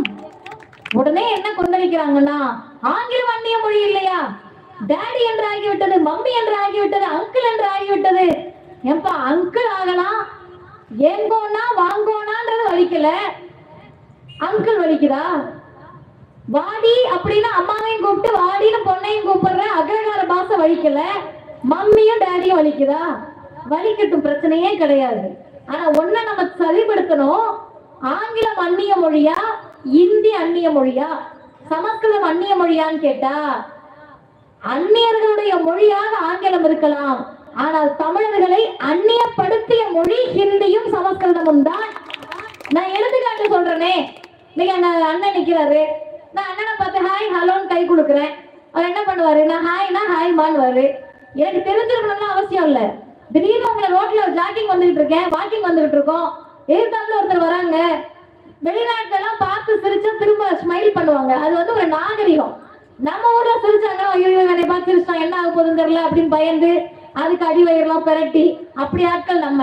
ஆனா ஒருத்தவங்க நம்ம பார்த்து சிரிக்கிறாங்க, நம்ம திரும்ப ஸ்மைல் பண்றதுன்றது அங்கெல்லாம் நாகரிகம்.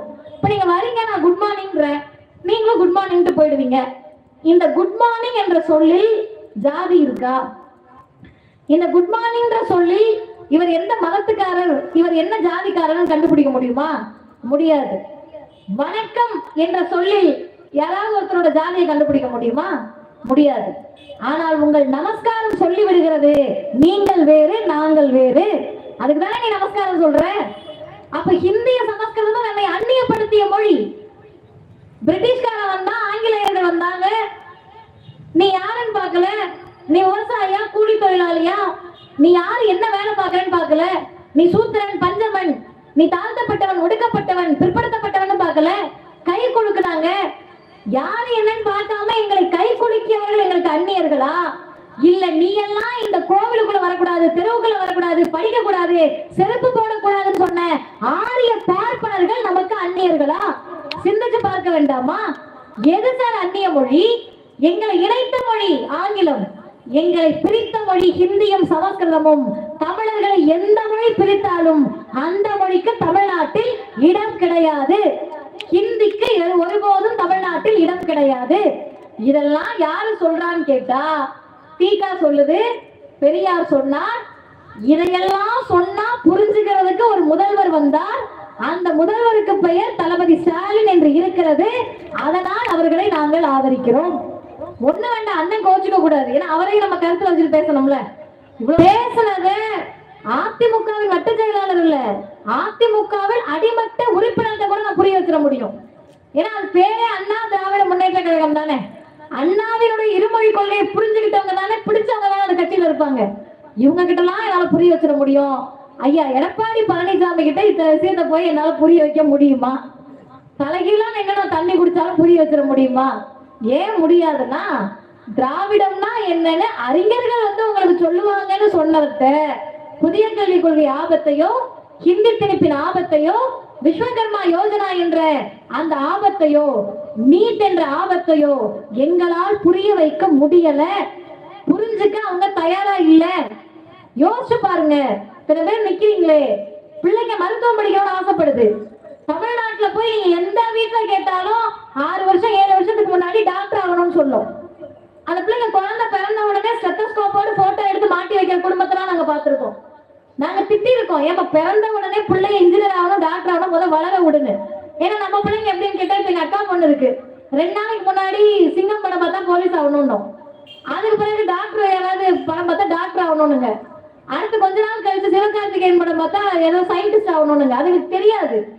அப்படி குழந்தையில இருந்து ஒரு குழந்தை டாக்டர் ஆகணும் டாக்டர் ஆகணும் அந்த எண்ணத்தை மாத்திக்காம, அந்த கனவை மாத்திக்காம, தமிழ்நாட்டு பிள்ளை டாக்டர் ஆகணும்னு வந்தா, எங்க பிள்ளைங்க கழுத்துல ஸ்டெத்தஸ்கோப்பை மாட்டணும்னு நினைச்சா, ஸ்டெத்தஸ்கோப்பை மாட்ட வேண்டிய அனிதாவின் கழுத்திலே தூக்கு கயிற்றை மாட்டிய கூட்டம் பாசிச பிஜேபியும் அன்றைக்கு இருந்த அதிமுகவும் யார் மறுக்க முடியும்?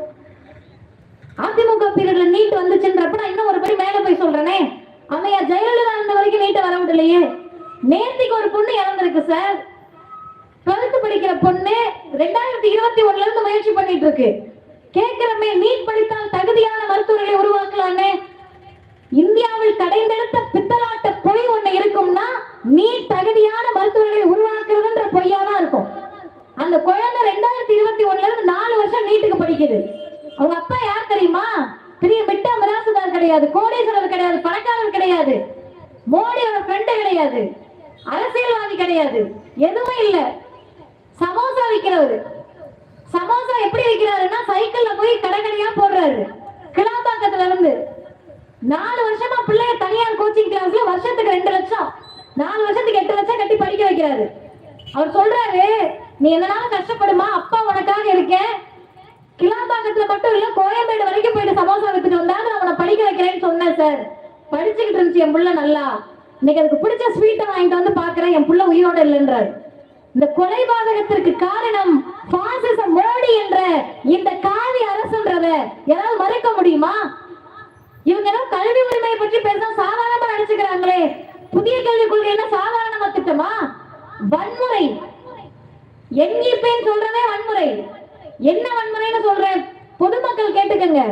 இன்னைக்கு பிள்ளைங்களை தூக்கி வச்சுட்டு உட்கார்ந்து இருக்காங்கல்ல, இங்க உட்கார்ந்து இருக்கிறது 2வது 3வது 1வது, இதுங்க எல்லாருக்கும் வந்ததுல இருந்து, நான் சொல்றேன் தப்பா இருக்கு, அவங்க மக வயசு தான், இல்லைனாலும் அதை கூச்சப்பட தேவையில்லை, 3 தடவை யூரின் போயிட்டு வந்துருச்சு. ஒரு தடவை கூட அதுக்கு தனியா போக தெரியாது. அந்த வயசு அது.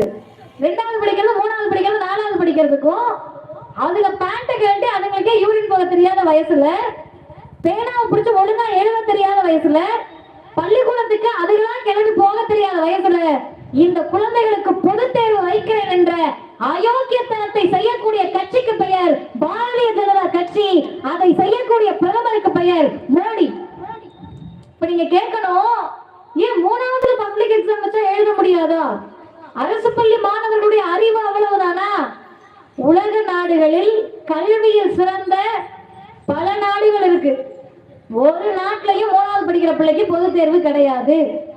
3வது 4வது 5வதுல பரிச்சை வச்சு பெற்றோர்கள் நல்லா கேட்டுக்கங்க, நம்ம பிள்ளை ஃபெயில் ஆயிட்டா வீட்டுக்கு அனுப்பிடுவாங்க, இல்லனா ஒரு ஆப்ஷன் கொடுக்கறாங்க, தொழிற்கல்வி கத்துக்கிறதா. இப்ப சொல்லுங்க, குலக்கல்வி திட்டத்தை முடிச்சு போடுங்க. தொழிற்கல்வினா என்ன? எலக்ட்ரிக்கல் ஒர்க் கத்து கொடுப்பாங்களாம், இன்னொன்னு பாட்ரி மேக்கிங், மண்பாண்டம் செய்ய கத்து கொடுப்பாங்களாம், மலையேற கற்றுக் கொடுப்பாங்களாம். இந்த இயக்கம் தான் கேட்டது. பேரறிஞர் பெருந்தகை அண்ணா கேட்டார், பானை செய்யறதுக்கு பள்ளிக்கூடத்துக்கு எதுக்கே அனுப்பி வைக்கணும்னு கேட்டார்.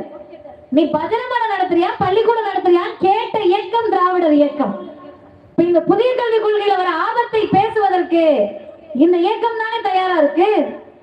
நீட் என்ற கொடுங்கோன்மையை எதிர்ப்பதற்கு இந்த இயக்கம் தானே தயாரா இருக்கு. ஹிந்தி திணிப்பை என்னாலும் எதிர்ப்போம் என்று சொல்லுவதற்கு இந்த திராவிட இயக்கம் தானே தயாரா இருக்கு. நான் இன்னும் ஒருபடி மேல போய் சொல்றேன். இன்னும் 3 செய்திகளோடு நான் நிறைவு செய்கிறேன். இந்தியாவுடைய மக்கள் தொகை 140 கோடி, ஏறக்குறைய 140 கோடி பேருக்கு யாரு பிரதமர் கேட்டா மோடி. நீங்க ஓட்டு போடல, நான் ஓட்டு போடல, தமிழ்நாடு ஓட்டு போடலன்னே வச்சுப்போம். ஆனாலும் அவர் தான் நமக்கு பிரதமர். பிடிக்குதோ பிடிக்கலையோ அவர் தான் பிரதமர். 8 கோடி பேர் இருக்கக்கூடிய மக்கள் தொகையை கொண்ட மாநிலம் தமிழ்நாடு.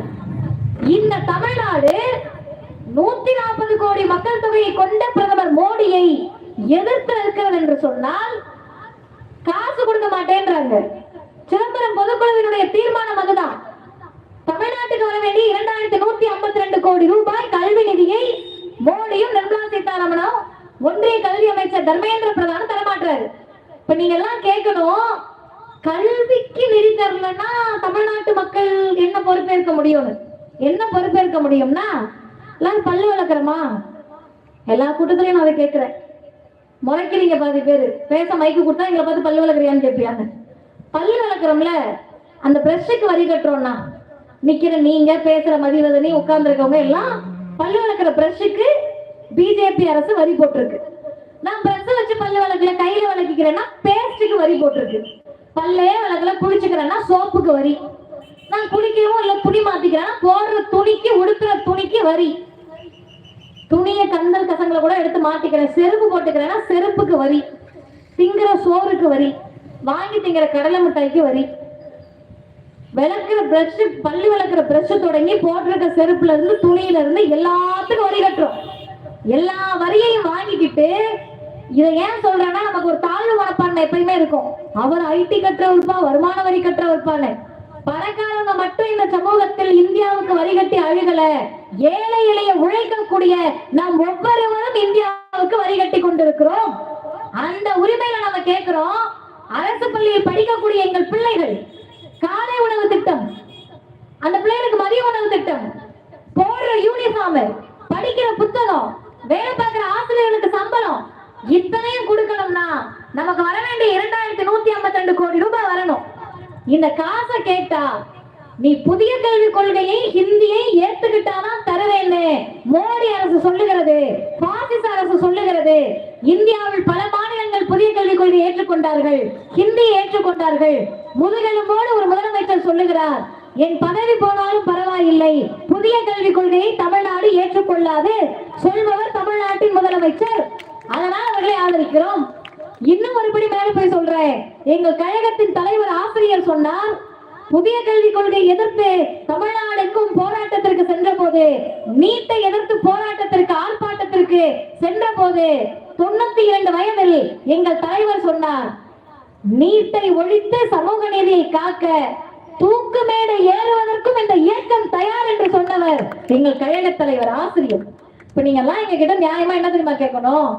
ஏமா நீ வக்கீல்ன்ற, உட்கார்ந்து இருக்கவங்க அண்ணன் சுரேஷ் அவர்கள் வழக்கறிஞர், இங்க இருக்க எல்லாரும் படிச்சவங்க, உங்களுக்கு என்னத்துக்கு இந்த வேலை, எதுக்கு கத்துறீங்க? வரிய குடுன்ற, காசை குடுன்ற, கல்வி நிதியை குடுன்ற, இதெல்லாம் எதிர்ப்போன்ற, சாக கூட தயார்ன்ற, என்னத்துக்குன்னு கேட்டா ஒரே ஒரு காரணம் தான்.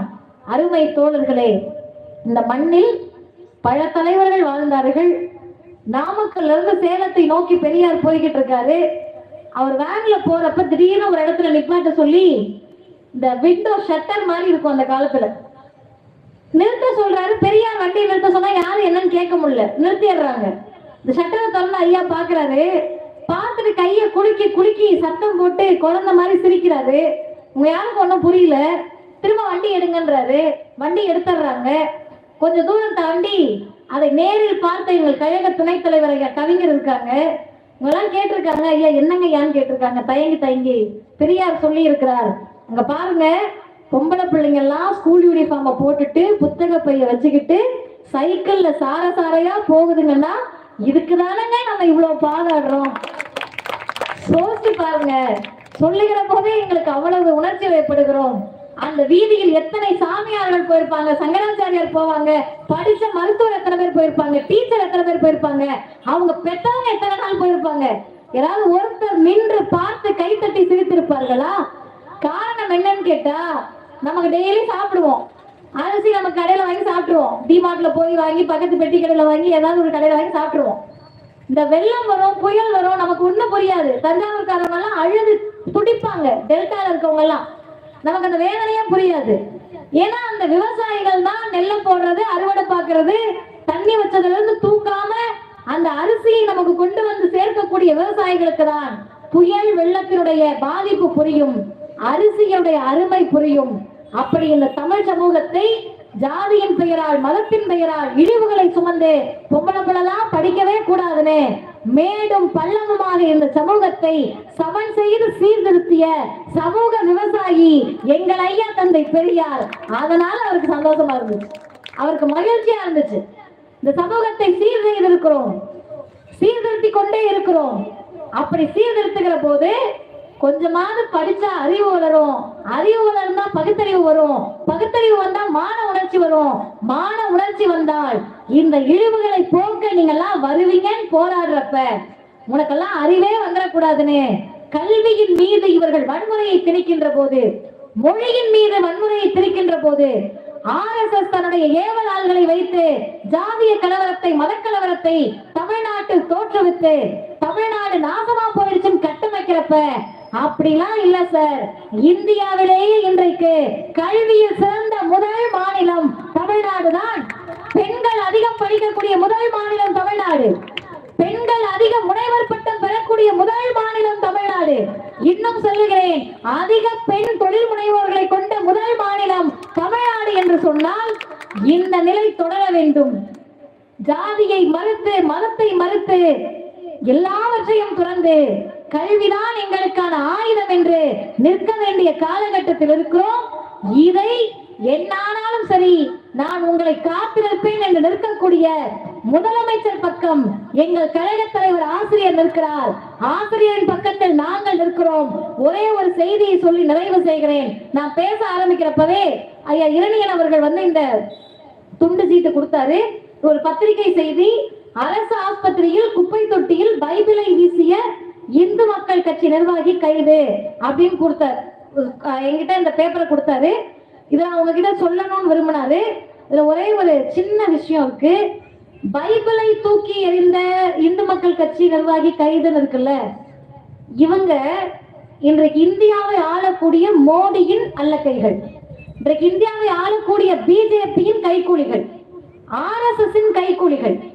இவங்க என்ன பண்ணிட்டு இருக்காங்கன்னா, தெரியாதனமா தமிழ்நாட்டுல குப்பை தொட்டியில பைபிளை போடுறாங்க, குரான போடுறாங்கன்றீங்க. மகாராஷ்டிரால என்ன தெரியுமா நடந்துகிட்டு இருக்கு? அவுரங்கசீப் நிறைய பேருக்கு தெரியும், ஹிஸ்டரியில படிச்சிருப்போம். அவர் யாரு என்னன்னா நமக்கு தெரியாது. அவர் பெரிய மன்னராக இருந்தவர் அவுரங்கசீப் அப்படின்லாம் படிச்சிருப்போம். அவர் கல்லறைங்க, செத்து போயிட்டாருன்றது உண்மை, அதனாலதான் கல்லறை இருக்கு. நம்ப மாட்டேன்றாங்க போல. அந்த கல்லறைய யார் இடிக்கிறாங்களோ அவங்களுக்கு பரிசு தொகை தரோன்னு ஆர்எஸ்எஸ் அறிவிக்குது. இத மகாராஷ்டிராவினுடைய முதலமைச்சர் ஆமாங்க, காலத்தின் தேவை இருந்தால் அவுரங்கசீப்பினுடைய கல்லறையை அகற்றலாம் அப்படின்றாரு. அவுரங்கசீப்புக்கும் மகாராஷ்டிரா முதலமைச்சருக்கும் ஆர்எஸ்எஸ் காரங்களுக்கு என்ன பிரச்சனை? அவுரங்கசீப் இப்படி பார்த்திருக்கியா? அவங்க பிள்ளைக்கு உனக்கு ஏதாவது பொண்ணு கொடுத்து எடுக்கிறது தகராறா? நீ யாரு, அவர் யாரு? உனக்கு அவருக்கு என்ன சம்பந்தம்? ஒண்ணும் கிடையாது தானே. அவுரங்கசீப் முகாலய பேரரசு என்ற ஒரே காரணத்துக்காக அந்த கல்லறையை இடிக்கணும்னு சொன்னா இடிக்க யார் போவா? கொஞ்சம் யோசிச்சு பாருங்க. வயசு முதிர்ந்த 95 வயசுக்கார் போவாரா? இளைஞர்கள் போவாங்க சார். படிச்ச இளைஞர்கள், வேலைக்கு போற வயசுல இருக்கிறவங்க கம்ப தூக்கிட்டு அடிவடிக்கு போவாங்க. இளைஞர்கள் எல்லாம் கலவரத்துக்கு வான்னு கூப்பிடுது பிஜேபி. இளைஞர்கள் எல்லாம் கலவரத்துக்கு வந்தா காசு தரேன்னு கூப்பிடுது ஆர்எஸ்எஸ். கலவரத்துக்கு வாழ கூப்பிடுறப்ப தமிழ்நாடு கல்விக்காக சண்டை போட்டுக்கிட்டு இருக்கோம்னா, தமிழ்நாட்டை பார்த்து இந்தியா முன்னேறுவதற்கு இன்னும் 100 வருஷம் ஆகும். அந்த சூழலை நாம் புரிந்து கொண்டுதான் தமிழ்நாட்டை பாதுகாக்க வேண்டும் என்று சொன்னால், அண்ணன் சுரேஷ் அவர்கள் சொன்னார், பாருங்க எடப்பாடி பொய் சொல்லலாமா அலுவலகத்துக்கு போறேன்னு, எல்லாம் தப்பா புரிஞ்சுக்கிட்டீங்க. அவர் சொன்னது உண்மையா இல்லையா? கேக்குறாங்க எங்க போறீங்கன்னு. எங்க தலைமை அலுவலகத்துக்கு போறோன்றாரு. அவங்க தலைமை அலுவலகம் எங்க இருக்கு? அமித்ஷா வீட்டுல தானே இருக்கு. அவர் சொன்னதுல தப்பு இல்லைங்க, நம்ம புரிதல்ல தப்பு. எடப்பாடி பழனிசாமி அவர்களுடைய தலைமை அலுவலகம் அமித்ஷாவின் வீடு. இன்றைக்கு அவர் செங்கோட்டையில் போயிருக்கார். உங்களுக்கு என்ன பிரச்சனைனா எங்களுக்கு எதுக்கு பகருதுன்னு கேட்டா, மகாராஷ்டிராவில் எப்படி ஏக்நாத் சிண்டே உருவாக்கி இவர்கள் அங்கே பிஜேபி கால் ஒன்றியதோ அதே போல அதிமுகவை சிதைத்து ஒருங்கிணைந்த அதிமுக என்ற பெயரில் தமிழ்நாட்டை நாசமாக்க பார்க்கிறார்கள். ஒன்றை புரிந்து கொள்ளுங்கள். இப்போதைக்கு என்ன சண்டைன்னு கேட்டீங்கன்னா, புதுசா கட்சி ஆரம்பிக்கிறாங்க, வராங்க போறாங்கன்றீங்க. அது வேற அவங்க டேட் குறிச்சிருக்காங்க. அவரு சொல்றாரு அவங்க பொருளாளர், இன்னும் 2 மாசம் கழிச்சு பாருங்க போராட்டம்னா என்னன்னு தெரியும். எனக்கு ஒண்ணும் புரியல. அதெல்லாம் 2 மாசம்னா சம்மர் சீசன், வேற ஒண்ணும் இல்ல. மே மாசம்ல ஏசி இருக்க முடியாது, பனையூரை விட்டு வெளியே வர முடியாது, எல்லாம் ஏசி எல்லாம் முடிஞ்சு, வெயில் காலம்லாம் முடிஞ்சு அப்புறம் மழை காலம் வந்துடும், அப்புறம் தேர்தல் வந்துடும். கடைசி வரைக்கும் வெளியே வர போறது கிடையாது. இவர்களுக்கு டார்கெட் திமுகன்றாங்க. பிஜேபியும் திமுக தான் ஒழிக்கணும், அதிமுகவும் திமுக தான் ஒழிக்கணும், இன்னொருத்தரும் திமுக தான் ஒழிக்கணும்.